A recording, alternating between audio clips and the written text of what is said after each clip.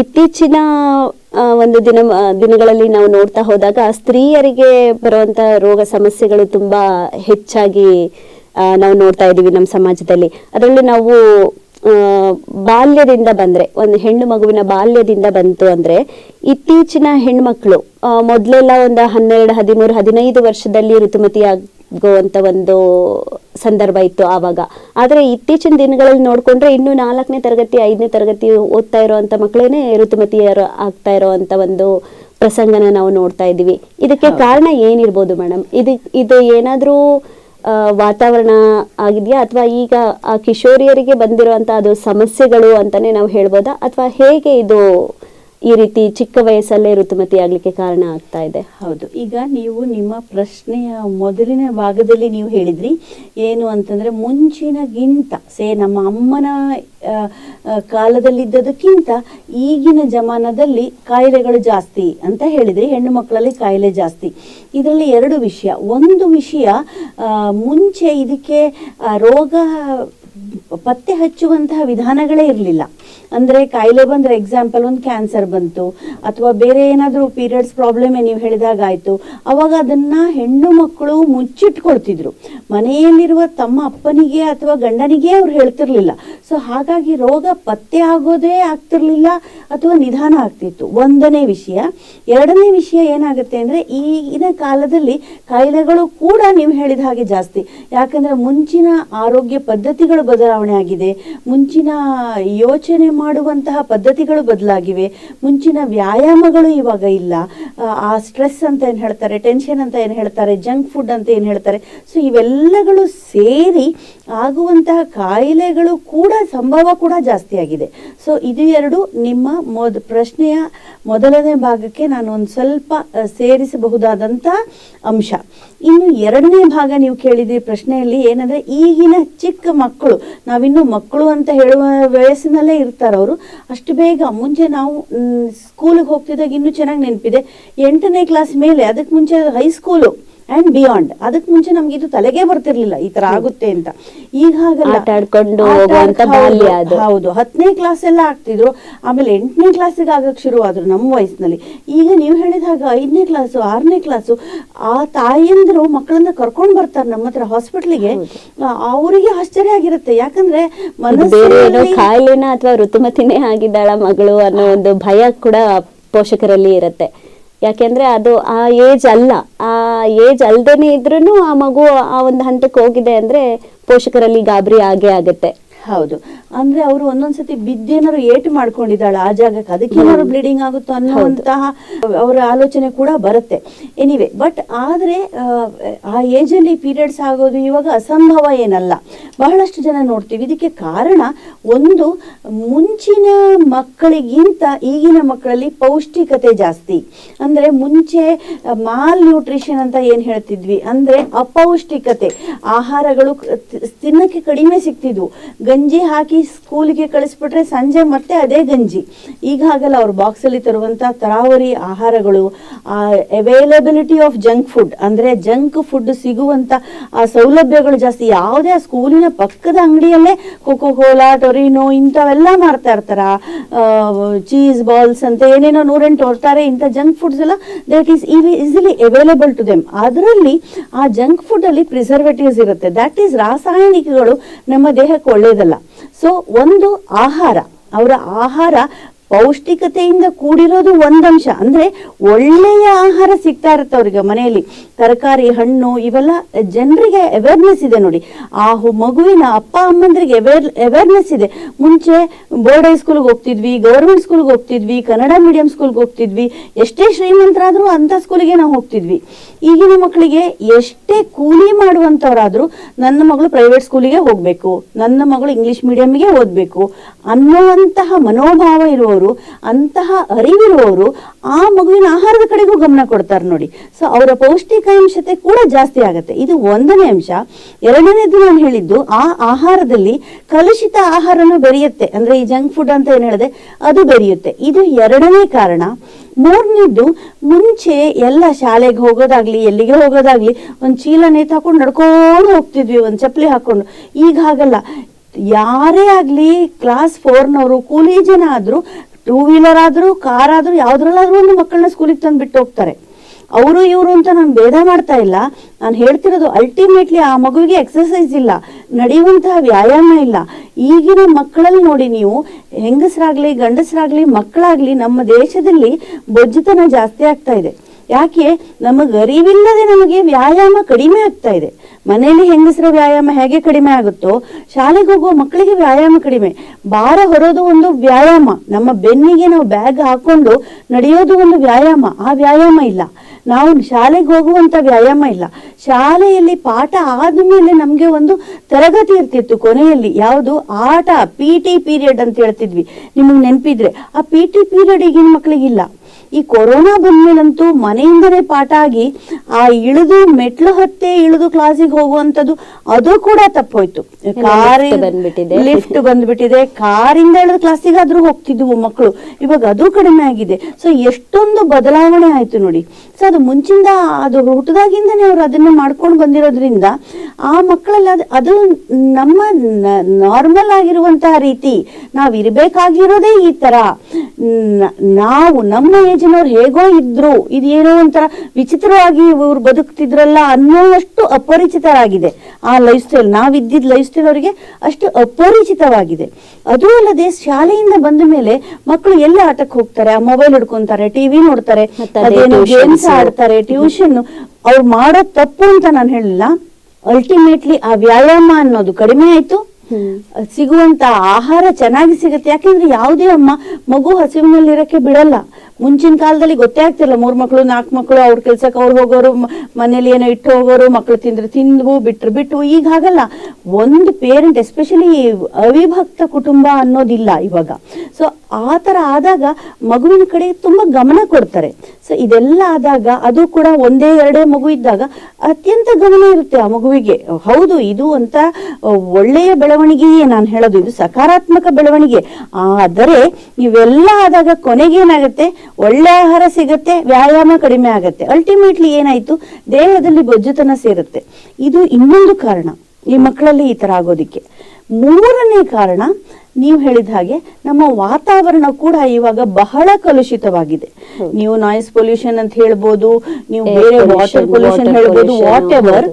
ಇದೆಲ್ಲದರ ಮಧ್ಯ ನಾವು ಕುಡಿಯುವ ನೀರು, ತಿನ್ನುವಂತ ಆಹಾರ, ಎಷ್ಟೋ ಕಡೆ ಹೇಳ್ತಾರೆ, ಎಷ್ಟೋ ಕಡೆ ತೋರಿಸ್ತಾರೆ, ನಾವು ಕುಡಿಯುವ ಹಸುವಿನ ಹಾಲಿಗೂ ಕೂಡ ಹಸು ಹಾಲು ಜಾಸ್ತಿ ಆಗ್ಬೇಕು ಅಂತ ಅದಕ್ಕೆ ಹಾರ್ಮೋನ್ ಆಕ್ಸಿಟೋಸಿನ್ ಅಂತ ಇಂಜೆಕ್ಷನ್ ಇರುತ್ತೆ, ಅದನ್ನೇ ಕೊಡ್ತಾರೆ. ಸೊ ಈ ಹಾರ್ಮೋನ್ ನಮ್ಮ ದೇಹದೊಳಗಡೆನೆ ಸೇರೋದು. ನಾವು ಯಾರು ತರಕಾರಿಯನ್ನು ಬೆಳೀತಾ ಇಲ್ಲ. ಈಗ ನಾವೇನಿದ್ರು ಅಂಗಡಿಯಿಂದ, ಮಾರುಕಟ್ಟೆಯಿಂದ ಕಾಯಿ ಪಲ್ಯ ತರ್ತೀವಿ, ಅದನ್ನ ನಾವು ಉಪಯೋಗಿಸ್ತೀವಿ. ಸೊ ಅದಕ್ಕೆ ಯೂಸ್ ಮಾಡಿರೋಂತ ಒಂಥರ ಆರ್ಟಿಫಿಷಿಯಲ್ ರೈಪನಿಂಗ್ ಅಂತ ಏನ್ ಹೇಳ್ತೀವಿ, ಅದನ್ನ ನಾವು ಹಣ್ಣು ಮಾಡೋದಿಕ್ಕೆ ತ್ವರಿತವಾಗಿ ಹಣ್ಣಾಗ್ಬೇಕು, ನಮ್ಗೆ ನೋಡ್ಲಿಕ್ಕೆ ಆಕರ್ಷಕವಾಗಿರ್ಬೇಕು, ನಮ್ಗೆ ಅದು ಮುದುರಿರಬಾರ್ದು, ತರಕಾರಿ ತಾಜಾ ಆಗಿ ಕಾಣಬೇಕು, ಜಾಸ್ತಿ ಇಳುವರಿ ಸಿಗಬೇಕು. ಇದೆಲ್ಲದಕ್ಕೋಸ್ಕರ ಯೂಸ್ ಮಾಡುವಂತಹ ರಾಸಾಯನಿಕ ಪದಾರ್ಥಗಳು, ಅದಲ್ಲದೆ ನೀರಿನ ಕಲುಷಿತ ಆಗುವಂತಹದ್ದು. ಅಂದ್ರೆ ಈ ಭೂಮಿ ಒಳಗಡೆ ಇರುವಂತಹ ನೀರು, ಅಂತರ್ಜಲ ಅಂತ ಏನ್ ಹೇಳ್ತೀವಿ, ಅದು ಕೂಡ ಕಲುಷಿತವಾಗುತ್ತೆ ಫಾರ್ ಸೆವೆರಲ್ ರೀಸನ್ಸ್. ಯಾತಕ್ಕೆ ಅದು ಕಲುಷಿತವಾಗುತ್ತೆ ಅನ್ನೋದು ಇವಾಗ ಅಪ್ರಸ್ತುತ. ಬಟ್ ಇದೆಲ್ಲದ ಕಾರಣಕ್ಕೋಸ್ಕರ ಈಗ ನೀವು ಹೇಳಿದ ಪ್ರಶ್ನೆಗೆ ನಂದು ಉತ್ತರ ಅಂದ್ರೆ, ಮಕ್ಕಳು ಇನ್ನು ನಾವು ಕಿಶೋರಿಯರು ಅಂತ ಕರೆಯೋದಕ್ಕೂ ಮುಂಚೆ ಮಕ್ಕಳು ಅನ್ನುವಂತ ಸ್ಟೇಜ್ ಅಲ್ಲೇ ಅವರು ಯಾತಕ್ಕೆ ಅಪ್ರಬುದ್ಧರಾಗಿ ಬೇಗ ಬೆಳೆದಾಗ್ತಾರೆ ಅಥವಾ ಋತುಮತಿ ಆಗ್ತಾ ಇದ್ದಾರೆ ಅನ್ನೋದಕ್ಕೆ ಇದು ನನ್ನ ಕಡೆಯಿಂದ ವಿವರಣೆ ನಿಮ್ಗೆ. ಈಗ ನೀವು ಇಷ್ಟೆಲ್ಲ ಹೇಳೋದನ್ನ ನೋಡಿದ್ರೆ, ಆಹಾರ ಪದ್ಧತಿ ಆಗಿರ್ಬೋದು ಅಥವಾ ವ್ಯಾಯಾಮ ಅಂತ ನಾವು ಏನ್ ಕರಿತೀವಿ, ಆ ವ್ಯಾಯಾಮ ಅಥವಾ ಆ ಮಗು ಅಳವಡಿಸ್ಕೊಂಡಿರುವಂತ ದಿನಚರಿ, ಇದನ್ನೆಲ್ಲ ನಾವು ಬದಲಾವಣೆ ಮಾಡಿದ್ರೆ ಈ ಹೆಣ್ಮಕ್ಳು 4ನೇ ತರಗತಿ ಅಥವಾ 5ನೇ ತರಗತಿಗೆನೆ ಋತುಮತಿ ಆಗ್ತಿದ್ದಾರಲ್ಲ, ಅದನ್ನ ನಾವೇನಾದ್ರೂ ತಡೆಗಟ್ಟಬಹುದಾ? ಅಥವಾ ಅದನ್ನ ತಡೆಗಟ್ಟಲಿಕ್ಕೆ ಆ ಮಗುವಿನ ಪೋಷಕರು ಏನಾದ್ರೂ ಕೆಲವು ಮಾರ್ಗಗಳನ್ನ ಕಂಡುಕೋಬಹುದಾ? ಆ ರೀತಿ ಏನಾದ್ರೂ ಸಾಧ್ಯತೆಗಳಿದೆಯಾ? ಅದನ್ನ ಆಲ್ಮೋಸ್ಟ್ ಆಗೋದಿಲ್ಲ ಅಂತಾನೆ ನಾನು ಹೇಳ್ಬೇಕಾಗತ್ತೆ. ಯಾಕಂದ್ರೆ ಈಗ ನೀವು ಯಾವ ಕಡೆಯಿಂದ ಬದಲಾವಣೆ ಮಾಡ್ಕೊಂಡು ಬರ್ತೀರಾ? ನೀವು ಆ ಮಗುವಿಗೆ ನೀವು ಕಾರಲ್ಲಿ ಹೋಗೋದು ತಪ್ಪಿಸಿ ನೀನ್ ನಡ್ಕೊಂಡು ಹೋಗೋ ಸ್ಕೂಲಿಗೆ ಅನ್ನೋದು ಹೇಳ್ತೀರಾ? ಅಥವಾ ನೀವು ಕೊರೋನಾ ಟೈಮ್ ನಲ್ಲಿ ಟೀಚರ್ಗಳು ಕ್ಲಾಸೇ ಬಂದ್ ಮಾಡಿದಾಗ, ಕ್ಲಾಸ್ ಮನೆಯಿಂದ ಪಾಠ ಕೇಳು ಅಂದಾಗ ನೀವು ಶಾಲೆ ಕಳ್ಸಕ್ಕಾಗತ್ತಾ? ಅಥವಾ ಪೇರೆಂಟ್ಸ್ ಮಗುವಿಗೆ ಕೊಡುವಂತ ಪೌಷ್ಟಿಕತೆಯನ್ನು ಮಮಕಾರದಿಂದ ತಾಯಿ ಮಗುವಿಗೆ ಆಹಾರ ಕೊಡ್ತಾಳೆ. ಅದ್ರ ಮಧ್ಯೆ ನೀವು ಹೋಗಿ ಆಹಾರ ನಿಲ್ಸಕ್ಕಾಗತ್ತಾ? ಅಥವಾ ನೀವು ಏರ್ ಪೊಲ್ಯೂಷನ್, ವಾಟರ್ ಪೊಲ್ಯೂಷನ್ ತಕ್ಕ ಮಟ್ಟಿಗೆ ನಮ್ಮ ಕೈನಲ್ಲಿ ಮಾಡಬಹುದು. ಆದ್ರೆ ನಾವು ತಗೊಂಡು ಬರುವಂತ, ನಾವು ಖರೀದಿ ಮಾಡುವಂತಹ, ಮಾರುಕಟ್ಟೆಯಿಂದ ತರುವಂತಹ ಕಾಯಿ ಪಲ್ಯ ತರಕಾರಿಯನ್ನು ಎಲ್ಲಿಂದ ಹುಟ್ಟಿಸಿದ್ದಾರೆ, ಅದು ಎಲ್ಲಿ ಬೆಳೆದಿದ್ದಾರೆ ಅನ್ನುವಂತಹ ನೀವು ಮೂಲವನ್ನು ಕಂಡು ಹಿಡಿಯಬಲ್ಲಿರಾ? ಸೊ ಇದೆಲ್ಲದಕ್ಕೆ ನಿಮ್ಮಲ್ಲಿ ಉತ್ತರ ಇದೆಯಾ? ಅದಲ್ಲದೆ ಈಗ ಎಷ್ಟೋ ಹೆಣ್ಣು ಮಕ್ಕಳು 8 ವರ್ಷಕ್ಕೆ 10 ವರ್ಷಕ್ಕೆ ಆದಾಗ ಇನ್ನ ಲೇಟ್ ಆಗಿ ಆದ್ರೆ ಈ ಹುಡುಗಿ ಅದನ್ನ ಅಸ್ವಾಭಾವಿಕ ಅಂತಾನೆ ತಿಳ್ಕೊಳ್ಬಹುದು. ಅವಳು ಎಲ್ಲ ನನ್ನ ಕ್ಲಾಸ್ಮೇಟ್ಸ್ ಎಲ್ಲರೂ 4ನೇ ಕ್ಲಾಸ್ ನಲ್ಲೇ ದೊಡ್ಡವರಾದ್ರು, ನಾನು ಯಾಕೆ ಇನ್ನೂ ಆಗಿಲ್ಲ ಅಂತಾನೆ ಆ ತಂದೆ ತಾಯಿ ಎಂದ್ರು ನನ್ನ ಹತ್ರ ಕರ್ಕೊಂಡ್ ಬರ್ಬೋದು ಅವಳನ್ನ. ಸೊ ಇದು ಒಂದು. ಇನ್ನು ಏನಂದ್ರೆ ತಕ್ಕ ಮಟ್ಟಿಗೆ ಅರೌಂಡ್ 20% ಆಫ್ ದ ಟೈಮ್ಸ್ ಏನು ವ್ಯಾಯಾಮ ಮಾಡು ಅಂತ ಹೇಳ್ಕೊಡೋದು, ಜಂಕ್ ಫುಡ್ ತಿನ್ಬೇಡ ಅನ್ನೋದು ಹೇಳ್ಕೊಡೋದು, ಆದಷ್ಟು ನೀನ್ ಮನೆಯಲ್ಲಿ ಓಡಾಡು ಅಂತ ಹೇಳ್ಕೊಡೋದು. ನಮ್ಮ ಚೌಕಟ್ಟಿನಲ್ಲಿ ಇರುವಷ್ಟು ನಾವು ಆರೋಗ್ಯದ ಬಗ್ಗೆ ಆಕೆಗೆ ಅರಿವು ಕೊಡಬಹುದು. ಯಾಕಂದ್ರೆ ನಾಳೆ ಆಕೆ ತಾಯಿಯಾಗುವಳು, ಅವಳಿಗೆ ಎಲ್ಲವೂ ಅರ್ಥ ಆಗ್ಬೇಕು, ಯಾವುದು ಸರಿ ದಾರಿ ಅನ್ನೋದು ಆಕೆ ತಿಳಿಬೇಕು. ಸದಾ ಅವಳಿಗೆ ನಾಳೆ ಹಾಸ್ಟೆಲ್ಗೆ ಹೋಗ್ಬೋದು ಅಥವಾ ವಿದೇಶಕ್ಕೆ ಹೋಗ್ಬೋದು, ಕಂಟಿನ್ಯೂಸ್ ಆಗಿ ಅವರನ್ನ ನಮ್ಮ ಗಮನದಡಿಯಲ್ಲಿ ಇರಲ್ಲ. ನಾವು ಅವರನ್ನ ಮಾನಿಟರ್ ಮಾಡಕ್ ಆಗೋದಿಲ್ಲ. ಸೊ ಹಾಗಾಗಿ ನಾವು ಅವರಿಗೆ ಈಗಲೇ ಎಲ್ಲವನ್ನು ಸರಿದಾರಿ ಇದು ಅಂತ ನಾವು ತೋರಿಸಿಕೊಟ್ಟು ಬಿಟ್ರೆ, ಅವರು ನಮ್ಮ ಮುಂದೆ ಇಲ್ಲದೆ ಹೋದ್ರೂ ಕೂಡ ಅವರು ಕರೆಕ್ಟ್ ಆಗಿ ಅವರ ಜೀವನವನ್ನು ನಡೆಸ್ತಾ ಇದ್ದಾರೆ ಅನ್ನೋ ನಂಬಿಕೆ ನಮ್ಮಲ್ಲಿರುತ್ತೆ. ಇಷ್ಟನ್ನು ಮಾಡಬಹುದೇ ಹೊರತು ಪೂರ್ತಿ ರ್ಯಾಡಿಕಲ್ ಚೇಂಜ್, ಎಲ್ಲವನ್ನೂ ನಾನು ಚೇಂಜ್ ಮಾಡಬಲ್ಲೆ ಅನ್ನುವ ವಿಶ್ವಾಸ ಬರೋದು ಕಷ್ಟ. ಅಂದ್ರೆ ಆ ಮಗು ಈಗ ಚಿಕ್ಕ ವಯಸ್ಸಲ್ಲೇನೆ ಋತುಮತಿ ಆದ್ರೂ ಕೂಡ ಆ ಮಗು ಹೇಗೆಲ್ಲ ಅದನ್ನ ನಿಭಾಯಿಸ್ಕೊಂಡು ಹೋಗ್ಬೇಕು ಅನ್ನೋದನ್ನ ಆ ತಾಯಿ ಆ ಮಗುಗೆ ಹೇಳ್ಕೊಡ್ಬೇಕು. ಈಗ ಒಂದು ಮಾತಿದೆ, ಹೆಣ್ಣೊಂದು ಕಲಿತರೆ ಶಾಲೆಯೊಂದು ತೆರೆದಂತೆ ಅಂತ. ಹಾಗೆ ನಾವು ನೋಡ್ತಾ ಹೋದ್ರೆ ಈಗ ಹೆಣ್ಣೊಂದು ಅರಿತರೆ ಮನೆ ಮಂದಿ ಎಲ್ಲ ಆರೋಗ್ಯವಂತರೆ ಅನ್ನೋ ಹಾಗೆ ನಾವು ಬದಲಾಯಿಸ್ಕೋಬಹುದು. ಹಾಗಾಗಿ ಒಂದು ಮನೆಯ ಜವಾಬ್ದಾರಿನ ವಹಿಸ್ಕೊಂಡಿರುವಂತ ಹೆಣ್ಣು ಇದನ್ನೆಲ್ಲ ನೋಡ್ತಾ ಹೋಗ್ಬೇಕಾಗತ್ತೆ. ತನ್ನ ಮಗುವಿನ ಬೆಳವಣಿಗೆ ಹೇಗಾಗ್ತಿದೆ. ಅವರು ಮದರ್, ಅವರ ಅಮ್ಮ ಮಗುವನ್ನು ನಮ್ಮ ಹತ್ರ ಕರ್ಕೊಂಡು ಬಂದಾಗ ಅಮ್ಮ ಮಗು ಇಬ್ರನ್ನೂ ಕೂಡಿಸ್ಕೊಂಡು ನಾವು ಎಕ್ಸ್ಪ್ಲೈನ್ ಮಾಡ್ತೀವಿ. ಇದು ಬೇಗ ಆಗಿರ್ಬೋದಮ್ಮ ನಿನ್ ಪೀರಿಯಡ್ಸ್, ಬಟ್ ಇನ್ನು ಮುಂದೆ ನೀನು ಈ ತರ ಮಾಡು. ಯಾವ ತರ ಮಾಡು? ವ್ಯಾಯಾಮ ಮಾಡು, ಆ ಜಂಕ್ ಫುಡ್ ಗಳನ್ನ ತಗೊಳ್ಬೇಡ. ಶಾಲೆ ಹತ್ರ ಅಂತವೆಲ್ಲ ಮಾಡ್ತಿರ್ಬೋದು, ಬಟ್ ಬಾಕ್ಸ್ ಅಲ್ಲಿ ಹಾಕೇ ತಗೊಂಡ್ ಹೋಗು. ಆದಷ್ಟು ತರಕಾರಿ ಹಣ್ಣುಗಳು ನಿನ್ನ ಟಿಫಿನ್ ಬಾಕ್ಸ್ ನಲ್ಲಿ ಹೋಗ್ಲಿ. ಶಾಲೆಗೆ ಬರುವಾಗ ನೀನು ಖಾಲಿ ಬಾಕ್ಸ್ ತರಬೇಕು. ನೀನ್ ಒಬ್ಬಳೇ ತಿನ್ಬೇಡ, ಹಂಚಿಕೊಂಡು ತಿನ್ನು ಬೇರೆ ಮಕ್ಕಳ ಜೊತೆ. ಯಾಕಂದ್ರೆ ಹಂಚಿಕೊಂಡು ತಿನ್ನೋದನ್ನ ಅವ್ರು ಕಲಿಬೇಕು.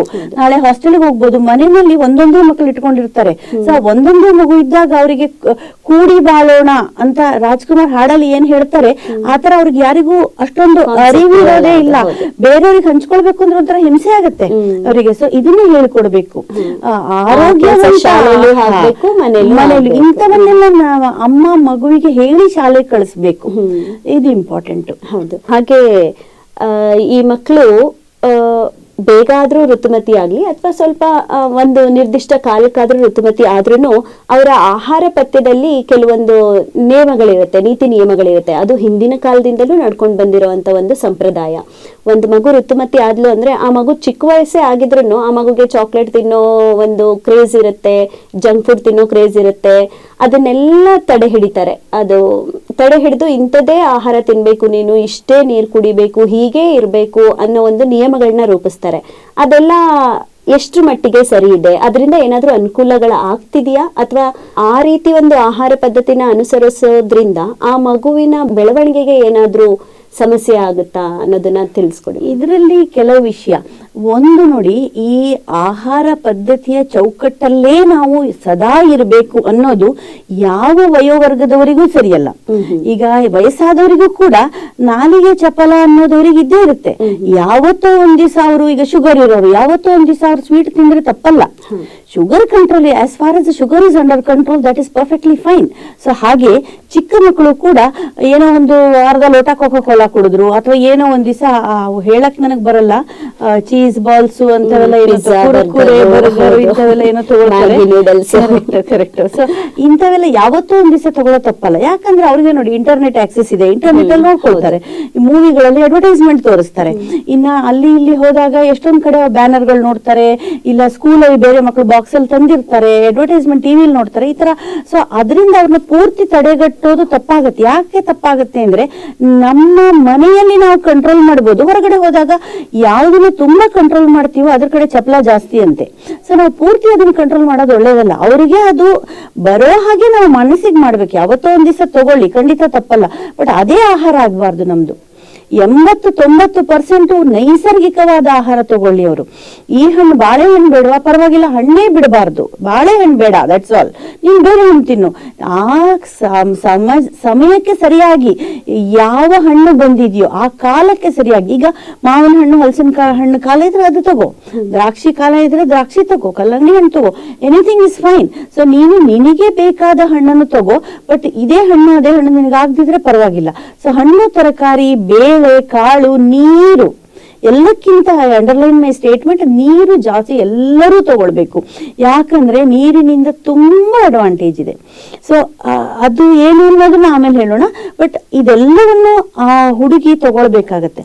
ತುಂಬಾ ಕಟ್ಟುನಿಟ್ಟು ಮಾಡಿದ್ರೆ ಏನಾಗತ್ತೆ ಅಂದ್ರೆ ಅವರು ಬೇರೆ ದಾರಿ ಕಂಡ್ಕೊಳ್ತಾರೆ. ಫ್ರೆಂಡ್ಸ್ ಬಾಕ್ಸ್ ಇಂದ ತಗೊಳ್ತಾರೆ, ಸ್ಕೂಲ್ ಹೋಗ್ತಾ ಪ್ಯಾಕೆಟ್ ತಗೊಳ್ತಾರೆ ಐಟಮ್. ಸೊ ಅದರಿಂದ ದುಷ್ಪರಿಣಾಮ ಅಂತ ಏನು ಬೀರೋದಿಲ್ಲ ಅವರ ಆರೋಗ್ಯ.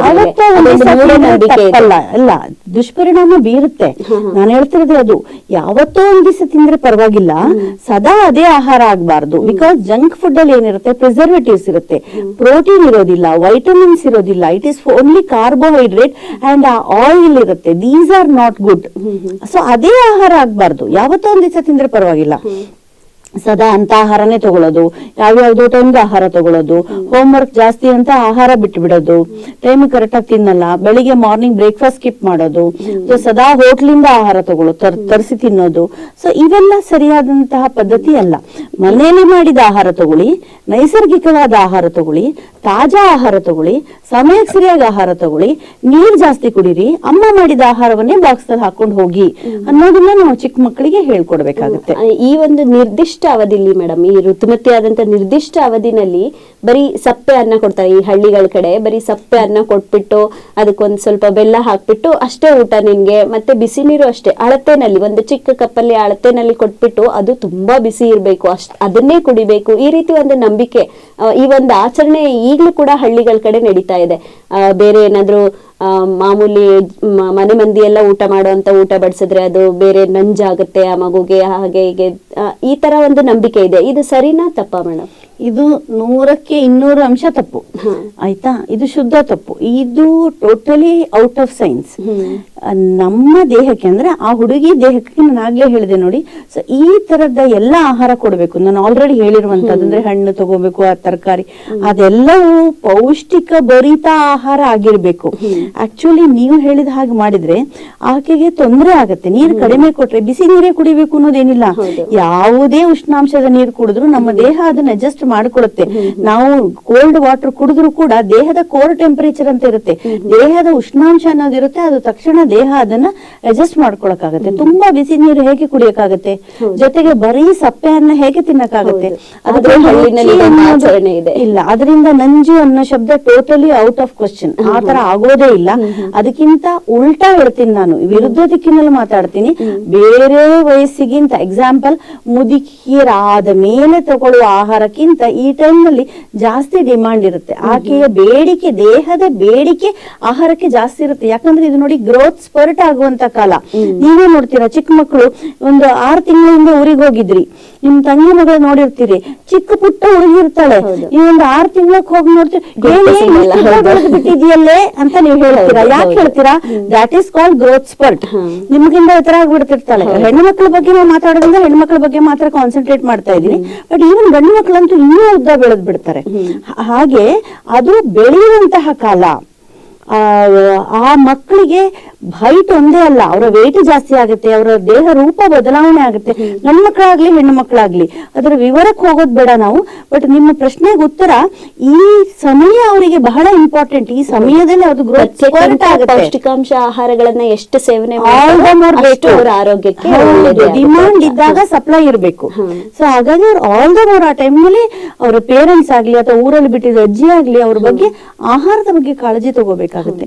ಅದೆಲ್ಲ ಇನ್ನೊಂದು ವಿಷಯ ಅಂದ್ರೆ ಅವಳ ಫಿಸಿಕಲ್ ಹೆಲ್ತ್ ಅಂದ್ರೆ ದೇಹದ ಆರೋಗ್ಯ ಅಲ್ಲದೆ ಮಾನಸಿಕ ಆರೋಗ್ಯ ಕೂಡ ತುಂಬಾ ಇಂಪಾರ್ಟೆಂಟ್. ಆ ಮಕ್ಕಳಿಗೆ ಬೇಜಾರಾಗಿರುತ್ತೆ. ಯಾಕಂದ್ರೆ ಇವ್ರುಗಳು ನೋಡಿ, ನೀವ್ ಹೇಳಿದ ಹಾಗೆ ಎಲ್ಲೋ ಒಂದ್ ಕಡೆ ದೂರ ಕೂರಿಸ್ತಾರೆ, ಅವ್ರಿಗೇನು ಅರ್ಥ ಆಗಿರಲ್ಲ. ಯಾಕೆ ದೂರ ಕೂರಿಸಿದಾರೆ ನನಗೆ, ಅವ್ರಿಗೆ ಶಿ ಇಸ್ ವೆರಿ ಸ್ಮಾಲ್, ಅವ್ಳಿಗೇನು ಅರ್ಥ ಆಗ್ತಾ ಇರಲ್ಲ. ಸೊ ದೂರ ಕೂರಿಸಿರ್ತಾರೆ, ಗಂಡು ಮಕ್ಳ ಜೊತೆ ಬೆರಿಬೇಡ ಅಂತ ಹೇಳ್ತಾರೆ, ಮನೆ ಒಳಗಡೆ ಬರಬೇಡ ಅಂತಾರೆ. ಇದೆಲ್ಲ ಮನಸ್ಸಿಗೆ ಹಿಂಸೆ ಆಗುವಂತ ವಿಷಯ. ಮತ್ತೆ ಆ ಮಗುವಿನ ದೇಹ ರಚನೆನೂ ಬದಲಾಗ್ತಾ ಹೋಗ್ತಾ ಇರುತ್ತೆ. ಅದ್ರ ಬಗ್ಗೆ ತಾಯಿ ಆದವಳು ಹೇಗೆ ಆ ಮಗುನ ಕನ್ವಿನ್ಸ್ ಮಾಡ್ಬೇಕು, ಹೇಗೆ ಅವಳಿಗೆ ತಿಳಿ ಹೇಳ್ಬೇಕು ಮೇಡಮ್? ಮತ್ತೆ ಸ್ಯಾನಿಟೈಸರ್, ಆ ಮಗು ಋತುಮತಿ ಆದಾಗ ಈಗ್ಲೂ ಕೂಡ ಹಳ್ಳಿಗಳಲ್ಲಿ ಬಟ್ಟೆಗಳನ್ನ ಉಪಯೋಗಿಸ್ತಾ ಇರ್ತಾರೆ, ಈ ಪ್ಯಾಡ್ಗಳ ಬಗ್ಗೆ ಅರಿವಿರೋದಿಲ್ಲ.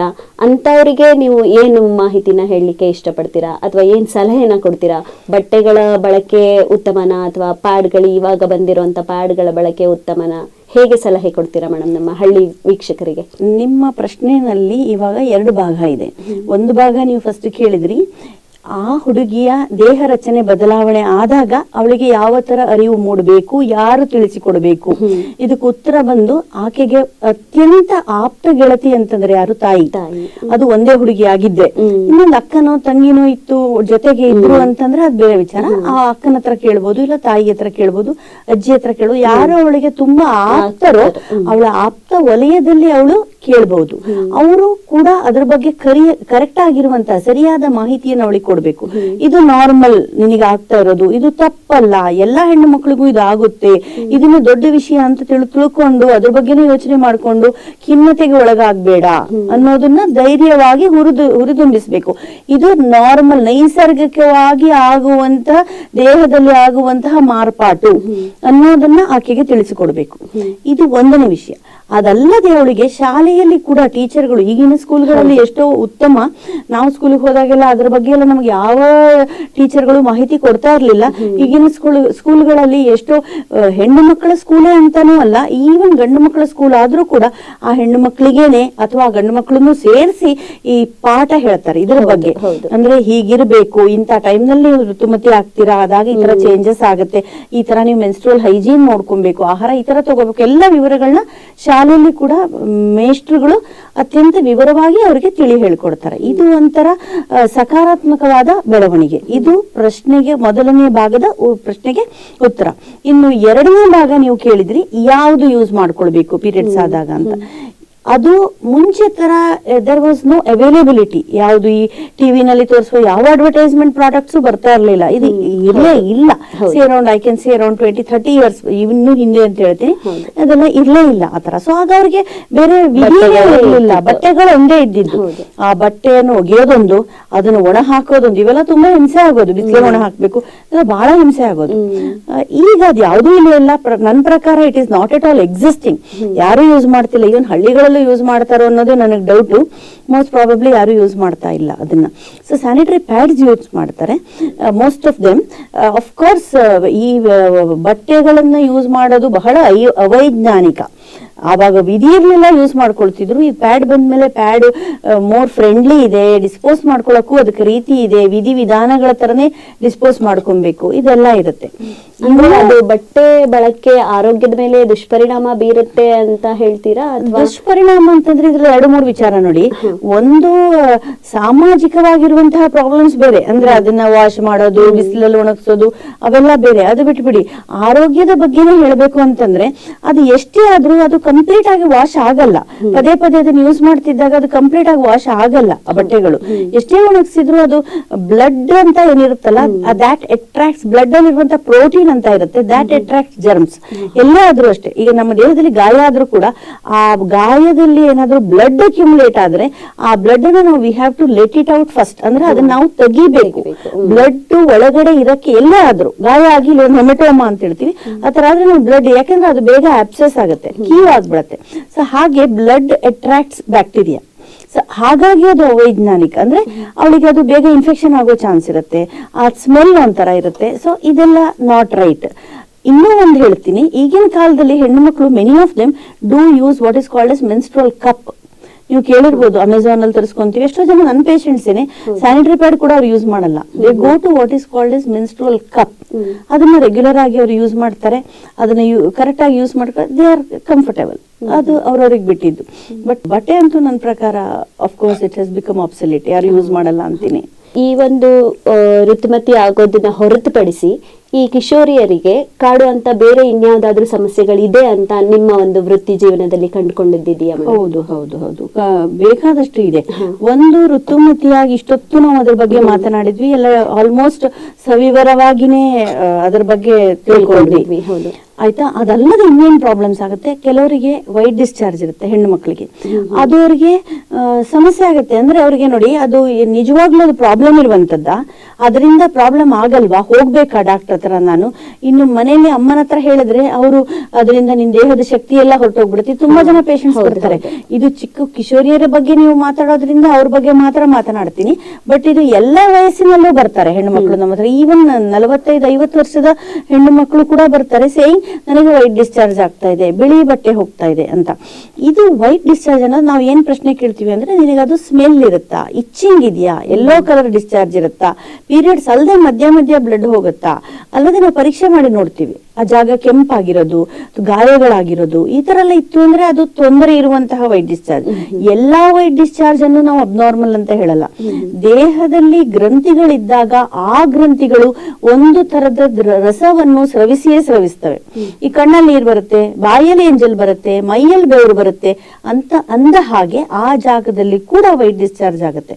ಸೊ ಅವರು ಏನೇ ಕಂಪ್ಲೇಂಟ್ಸ್ ತಗೊಂಡ್ ಬರ್ಲಿ, ನಾವು ಅದನ್ನ ಪ್ರಶ್ನೆಗಳು ಕೇಳಿ ಆಕೆಯನ್ನು ಪರೀಕ್ಷೆ ಮಾಡಿ ಇದು ತೊಂದರೆ ಇರುವಂತಹ ಬಿಳಿ ಬಟ್ಟೆನ, ಸ್ರಾವನ, ಇಲ್ಲ ಈ ತೊಂದರೆ ಕೊಡದೇ ಇರುವಂತದ್ದ ಅನ್ನೋದನ್ನ ನಾವು ನೋಡಿಕೊಂಡು ಅದನ್ನ ನಾವು ನಿಭಾಯಿಸ್ತೀವಿ. ಅದು ಒಂದು ತೊಂದರೆ. ಇನ್ನೊಂದು, ಆ ಏಜ್ ನಲ್ಲಿ ಇರುವಂತದ್ದು ಅವರಿಗೆ ಮೆನ್ಸ್ಟ್ರುವಲ್ ಪ್ರಾಬ್ಲಮ್ಸ್. ಅಂದ್ರೆ ನೀವು ಕೇಳಿದ ಪ್ರಶ್ನೆ ಅಲ್ಲ, ಇನ್ನೊಂದು ಸ್ವಲ್ಪ ಬೇರೆ ತರ ಹೇಳಬೇಕು ಅಂದ್ರೆ, ರೆಗ್ಯುಲರ್ ಆಗಿ ಪೀರಿಯಡ್ಸ್ ಆಗ್ತಾ ಇರೋದಿಲ್ಲ ಈ ಹೆಣ್ಣು ಮಕ್ಕಳಲ್ಲಿ. ತಿಂಗಳಿಗೆ ಕರೆಕ್ಟ್ ಆಗಿ ಅವ್ರಿಗೆ ಪೀರಿಯಡ್ಸ್ ಆಗೋದೇ ಇಲ್ಲ ಆ ಏಜ್ ಅಲ್ಲಿ. Usually till the age of 18 ವರ್ಷದ ಯುವತಿ ಆಗುವ ತನಕ ಅವರಿಗೆ ಸ್ವಲ್ಪ ಪೀರಿಯಡ್ಸ್ ರೆಗ್ಯುಲರೇ ಬರ್ತಾ ಇರುತ್ತೆ. ಮಂತ್ಲಿ ಕರೆಕ್ಟ್ ಆಗಿ ಪೀರಿಯಡ್ಸ್ ಆಗೋದಿಲ್ಲ. ಅಂದ್ರೆ 2 ಮಂತ್ಸ್ ಆಗ್ಬೋದು, 3 ಮಂತ್ಸ್, ಕೆಲವ್ರಿಗಂತೂ 6 ಮಂತ್ಸ್ ಪೀರಿಯಡ್ಸ್. ನಿನ್ನ ಒಂದು ಚಿಕ್ಕ ಹುಡುಗಿ ಬಂದಿತ್ತು, I think she was 12 years, 11 ವರ್ಷನ ಏನೋ. ಈಗ ಲಾಸ್ಟ್ ಯಾವಾಗ ಆಗಸ್ಟ್ ಅಲ್ಲಿ ಆಗಿರೋದು ಆ ತರ. ಅಂದ್ರೆ 6 ಮಂತ್ಸ್ ಆದ್ರೂ ಪೀರಿಯಡ್ಸ್ ಆಗಿಲ್ಲ, ಅವ್ರ ಅಮ್ಮ ಕರ್ಕೊಂಡ್ ಬಂದಿದ್ರು. ಏನ್ ಮಾಡೋದು ಡಾಕ್ಟ್ರೆ? ಸೊ ಪೀರಿಯಡ್ಸ್ ಈ ತರ ಇರೆಗ್ಯುಲರ್ ಬರುತ್ತೆ. ಆಲ್ಸೋ ಪೀರಿಯಡ್ಸ್ ಆದ್ರೆ ಎಕ್ಸಾಕ್ಟ್ಲಿ 3 days 4 days ಅಂತ ನಿಲ್ಲೋದಿಲ್ಲ ಈ ವಯಸ್ಸಲ್ಲಿ. ಯಾಕಂದ್ರೆ ಅದು ದೇಹದಲ್ಲಿರುವಂತಹ ಹಾರ್ಮೋನ್ ಕೂಡ ಒಂದು ಸೆಟ್ ಪ್ಯಾಟರ್ನ್ ಬರಬೇಕು, ದೇಹಕ್ಕೆ ಅದು ಅಡ್ಜಸ್ಟ್ ಆಗ್ಬೇಕು. ಬಿಗಿನಿಂಗ್ ಅದು. ಈಗ ನಾವು ಯಾವುದೇ ಒಂದನ್ನ ಕಲ್ತ್ಕೊಳ್ಳುವಾಗ ಬಿಗಿನಿಂಗ್ ಅಲ್ಲಿ ಅಡ್ಜಸ್ಟ್ ಆಗಕ್ಕೆ ಸ್ವಲ್ಪ ಟೈಮ್ ಆಗುತ್ತೆ. ಹಾಗೆ ಇದು ಕೂಡ ಸ್ವಲ್ಪ ಅಡ್ಜಸ್ಟ್ ಆಗಕ್ಕೆ ಟೈಮ್ ಆಗಿ ಏರುಪೇರುಗಳಾಗಿ ಹಾರ್ಮೋನ್ ವ್ಯತ್ಯಾಸಗಳಾಗೋದ್ರಿಂದ ಒಂದೇ ಪೀರಿಯಡ್ ಸ್ವಲ್ಪ ಲೇಟ್ ಆಗೋದು, ಇಲ್ಲ ಸ್ವಲ್ಪ ಬೇಗ ಆಗೋದು, ಇಲ್ಲ ಆದ್ರೆ ಒಂದು 15-20 ದಿವಸ ಆದ್ರೂ ನಿಲ್ಲದೇ ಇರುವುದು ರಕ್ತಸ್ರಾವ.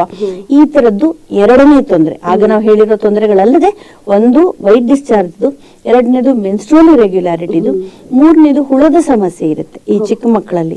ಆ ಜಾಗದಲ್ಲಿ ಕೆರೆತ ಬರೋದು, ಎಸ್ಪೆಷಲಿ ನೈಟ್ ಅಲ್ಲಿ ಕೆರೆತ ಬರೋದು, ಅದಕ್ಕೆ ಹುಳದ ಮೆಡಿಸಿನ್ ಕೊಡಬೇಕಾಗತ್ತೆ ನಾವು ಪರೀಕ್ಷೆ ಮಾಡಿ. ಮೂರನೇದು. ನಾಲ್ಕನೇದು ಮೆನ್ಸ್ಟ್ರುವಲ್ ಹೈಜೀನ್ ಬಗ್ಗೆ ಅವ್ರು ಗಮನ ಕೊಡಬೇಕು. ಅಂದ್ರೆ ಸ್ವಚ್ಛತೆ ಆ ಸಮಯದಲ್ಲಿ, ಈವನ್ ಬೇರೆ ಸಮಯದಲ್ಲಿ ಅವರು ಕಾಟನ್ ಅಂಡರ್ವೇರ್ ಯೂಸ್ ಮಾಡ್ಕೊಳ್ಬೇಕಾಗತ್ತೆ ಮಕ್ಕಳು. ಅದನ್ನ ಬಿಸಿಲಲ್ಲಿ ಒಣಗಿಸ್ಬೇಕಾಗತ್ತೆ ವಾಶ್ ಮಾಡಿ. ಸೊ ಈ ಮೆನ್ಸ್ಟ್ರುವಲ್ ಹೈಜೀನ್ ಕಡೆ ನಾವು ಬಗ್ಗೆ ಅವರಿಗೆ ಎಕ್ಸ್ಪ್ಲೈನ್ ಮಾಡ್ಬೇಕಾಗತ್ತೆ. ಇನ್ನೂ ಒಂದು ವಿಚಾರ ಹೇಳ್ಬೇಕಾದ್ರೆ ಅವರ ಮಾನಸಿಕ ಆರೋಗ್ಯ. ಈಗ ನೋಡಿ, ಆ ವಯಸ್ಸಿನಲ್ಲಿ ಅವರಿಗೆ ಎಷ್ಟೊಂದು ಚಾಲೆಂಜಸ್ ಇರುತ್ತೆ. ಒಂದು, ಶಾಲೆಗೆ ಹೋಗ್ಬೇಕು, ಆ ಮೇಸ್ಟ್ರುಗಳು ಇವರ ಎಕ್ಸ್ಪೆಕ್ಟೇಷನ್, ಎಕ್ಸಾಮ್ಗಳು, ಆ ಕಾಂಪಿಟಿಷನ್, ಅದ್ರಲ್ಲಿ ಒಳ್ಳೆ ಮಾರ್ಕ್ ತೆಗಿಬೇಕು ಅಂತ ಮನೆಯಲ್ಲಿ ಅಪ್ಪ ಅಮ್ಮಂದ್ರ ಒತ್ತಡ, ಆ ಪೇರೆಂಟ್ಸ್ ಟೀಚರ್ ಮೀಟು, ಇದು ಒಂದು ಮಾನಸಿಕ ಒತ್ತಡ. ಯಾವುದು? ಶೈಕ್ಷಣಿಕ ದೃಷ್ಟಿಯಿಂದ ನೋಡಿದ್ರೆ. ಎರಡನೇದು ಆರೋಗ್ಯದ ದೃಷ್ಟಿಯಿಂದ. ಈಗ ನೀವು ಹೇಳಿದಾಗೆ ಮೆನ್ಸ್ಟ್ರುವಲ್ ಇರೆಗ್ಯುಲಾರಿಟಿ ಆಗೋದು, ಪೀರಿಯಡ್ಸ್ ಆದ 15 ದಿವಸ ಆದ್ರೂ ನಿಲ್ಲದೆ ಹೋಗೋದು, ಪೀರಿಯಡ್ಸ್ ಟೈಮ್ ನಲ್ಲಿ ಪೇನ್ ಬರೋದು, ಅಥವಾ ಆಗ್ಲೇ ನಾವು ಹೇಳಿದ ಹಾಗೆ ಆ ಪ್ಯಾಡ್ಸ್ ಡಿಸ್ಪೋಸ್ ಮಾಡೋದು, ಹೊಸದಾಗಿ ದೇಹದಲ್ಲಿ ಆಗುವಂತಹ ಮಾರ್ಪಾಟು, ಇದಕ್ಕೆ ಅವರು ಅಡ್ಜಸ್ಟ್ ಆಗ್ಬೇಕು. ಮೂರನೇದು ಪಿಯರ್ ಪ್ರೆಷರ್. ಅಂದ್ರೆ ಫ್ರೆಂಡ್ಸ್ಗಳು ನಿನಗ್ ಹಾಗಾಯ್ತಾ, ಹೀಗಾಯ್ತಾ, ನನಗ್ ಹೀಗಾಯ್ತು, ಇದನ್ನೆಲ್ಲ ಹೇರ್ತಾ ಇರ್ತಾರೆ. ಯಾವುದೇ ದೃಷ್ಟಿಯಿಂದ ಇರ್ಬೋದು, ಶೈಕ್ಷಣಿಕವಾಗಿ ಅವರು ಒತ್ತಡ ಕೊಡ್ತಾ ಇರ್ಬೋದು, ಅಥವಾ ಬೇರೆ ತರದ್ದಿರ್ಬೋದು. ಇದು ಒಂದು 4ನೇ ಪ್ರಾಬ್ಲಮ್, ಮಾನಸಿಕವಾಗಿರುವಂತದ್ದು. ಇನ್ನೂ ಒಂದು 5ನೇ ಇಂಪಾರ್ಟೆಂಟ್ ಪ್ರಾಬ್ಲಮ್ ಏನಂದ್ರೆ, ಅವರಿಗೆ ನಾವು ಸೆಕ್ಸುವಲ್ ಎಜುಕೇಶನ್ ಕೊಡಬೇಕು. ಇದು ನಾನು ಹೇಳ್ತಾ ಇರೋದು ನಿಮಗೆ ಅಚ್ಚರಿಯ ವಿಚಾರ ಆಗ್ಬೋದು, ಅಥವಾ ಡಾಕ್ಟ್ರು ಯಾಕಪ್ಪ ಇಷ್ಟು ಬೇಗ ಅದ್ರ ಬಗ್ಗೆ ಅರಿವು ಕೊಡ್ಬೇಕು ಅಂತ ಕೇಳ್ತಾರೆ. ಇನ್ನು ಆಕೆ 18 ವರ್ಷ ಆಗಿಲ್ಲ, 16 ವರ್ಷ ಆಗಿಲ್ಲ, ಇಷ್ಟು ಬೇಗ ಡಾಕ್ಟರ್ ಹೇಳ್ತಾರೆ ಅಂತ ನಿಮಗೆ ಅಚ್ಚರಿ ಆಗ್ಬೋದು. ಬಟ್ ಬೇಕಾದಷ್ಟು ಹೆಣ್ಮಕ್ಳನ್ನ ನೋಡ್ತೀವಿ ನಾವು, ಒಂದೇ ಸೆಕ್ಷುವಲ್ ಅಬ್ಯೂಸ್ ಆಗಿರೋದು. ನೀವು ಪೇಪರ್ ಓದ್ತೀರಾ, ಟಿವಿನಲ್ಲಿ ನೋಡ್ತೀರಾ, ಸಣ್ಣ ಸಣ್ಣ ಮಕ್ಕಳ ಮೇಲೆ ಲೈಂಗಿಕ ದೌರ್ಜನ್ಯ ಅನ್ನೋದನ್ನ ನೀವು ಕೇಳ್ತೀರಾ. ಸೊ ಅವ್ರಿಗೆ ಆ ಎಜುಕೇಶನ್ ಇರ್ಬೇಕು, ಅವೇರ್ನೆಸ್ ಇರ್ಬೇಕು, ಬ್ಯಾಡ್ ಟಚ್, ಗುಡ್ ಟಚ್, ಹೌದು, ಅವ್ರಿಗೆ ಗೊತ್ತಿರ್ಬೇಕು. ಯಾರಾದ್ರೂ ನಮ್ಮನ್ನ ನೋಡಿದಾಗ ಯಾವ ತರ ನೋಡ್ತಿದ್ದಾರೆ, ಅದು ದೃಷ್ಟಿ ಸರಿ ಇದೆಯಾ, ಅವ್ರ ದೃಷ್ಟಿಕೋನ ಸರಿ ಇದೆಯಾ. ಒಬ್ಬೊಬ್ಳೆ ಓಡಾಡಬಾರ್ದು. ಯಾಕಂದ್ರೆ ಒಂದು ಏಜ್ ಆದ್ಮೇಲೆ ಅವರಿಗೂ ಧೈರ್ಯ ಇರುತ್ತೆ, ಅರಿವಿರುತ್ತೆ. ಆ ಕಡೆ ಇರುವಂತವರಿಗೆ ಈಕೆಯ ಮೇಲೆ ಆಕ್ರಮಣ ಮಾಡಕ್ಕೂ ಭಯ ಇರುತ್ತೆ. ಯಾಕಂದ್ರೆ ಅವ್ರಿಗೆ ಸ್ವಲ್ಪ ಮೆಚುರಿಟಿ ಬಂದಿದೆ, ಗೊತ್ತಿದೆ ಅಂತ ಇರುತ್ತೆ. ಚಿಕ್ಕ ಮಕ್ಕಳಿಗೆ ಏನು ಗೊತ್ತಿಲ್ದಾಗ ನೆರೆಮನೆಯ ಅವರ ಶಿಕ್ಷಕರು ಇನ್ಯಾರು ಆ ತರ ಎಲ್ಲ ಸುಮಾರು ನೋಡ್ತೀವಿ. ಸೊ ಅದರ ಬಗ್ಗೆ ಅರಿವು ಮೂಡಿಸೋದು ದೈಹಿಕ ಶಿಕ್ಷಣದಷ್ಟೇ, ಮಾನಸಿಕ ಶಿಕ್ಷಣದಷ್ಟೇ ಈ ಲೈಂಗಿಕ ಶಿಕ್ಷಣ ಅನ್ನೋದು ಕೂಡ ಬಹಳ ಮುಖ್ಯ. ಯಾಕಂದ್ರೆ ಬಹಳಷ್ಟು ಪೇಷಂಟ್ಸ್ ನಮ್ಮ ಪ್ರಾಕ್ಟೀಸ್ ಅಲ್ಲಿ ನೋಡ್ತೀವಿ, ನಮಗೆ ತುಂಬಾ ಬೇಜಾರಾಗತ್ತೆ. ಆ ಮಕ್ಕಳು ಬಂದಾಗ ಈ ಅಪ್ಪ ಅಮ್ಮ ಏನೂ ಹೇಳಿಲ್ವಾ, ಯಾಕೆ ಹೇಳಿಲ್ಲ, ಸ್ಕೂಲಲ್ಲಿ ಏನು ಹೇಳಿಲ್ವಾ, ಈ ಮಗುವಿಗೆ ಗೊತ್ತಾಗಿಲ್ವಾ, ಈ ತರ ಎಲ್ಲ ತುಂಬಾ ಬೇಜಾರಾಗತ್ತೆ. ಎಷ್ಟೋ ಜನ ಪ್ರೆಗ್ನೆನ್ಸಿನೂ ಆಗಿ ಬರ್ತಾರೆ, 15 ವರ್ಷ 16 ವರ್ಷದ ಮಕ್ಕಳು.